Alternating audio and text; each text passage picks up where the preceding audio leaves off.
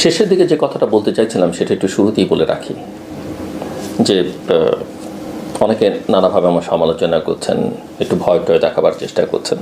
এসব করে কোনো লাভ নেই। অতীতে কেউ আমাকে থামাতে পারেনি, এখনও পারবেন না। হ্যাঁ, যদি আমি চাপ সামলাতে না পারি, আমি যে কাজ করি আমি সেটা করব না। আমি তখন অন্য কাজ করব, হয় দোকানদারি করব, না হয় ঠেলা গাড়ি চালাবো, না হয় অন্য কিছু করবার চেষ্টা করব। দেশে না থাকতে দিলে হয়তো দেশের বাইরে চলে যাব, কিন্তু ফাইটটা আমি করব, ন্যায় কথাটা আমি বলবো। একজন জার্নালিস্ট হিসেবে, একজন থিঙ্ক ট্যাঙ্কের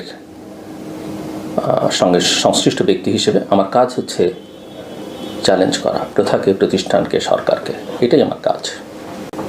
মেরে ফেলবেন, আমি ভয় পাই না, কারণ আমি জানি প্রতিটি মানুষের জীবনে মৃত্যু আছে এবং সেটা একবার। যারা বিশ্বাস করেন সৃষ্টিকর্তা তারা জানেন যে এটা নির্ধারণ। কাজে ওইসব ভয় টয় দেখিয়ে খুব একটা লাভ নেই। এবং আমার মেন্টাল স্ট্রেংথ টু হাই। অনেকে মনে করতে পারে না, একটু ভয় টয় দেখিয়ে যতটা ঠান্ডা করে রাখা যায়, কোনো লাভ নেই। আমি বরং সাধুবাদ জানাবো, আমি যে কথা বলছি সেটাকে কাউন্টার করা, যুক্তি দিয়ে। আমি যে ভাষায় যেভাবে বলি সেই ভাষায়, সেই ভঙ্গিতে অত্যন্ত শালীনতার সঙ্গে শোভন অ্যাপ্রোচে আমার সঙ্গে বিতর্ক করুন। এই যে আমি বলছি যে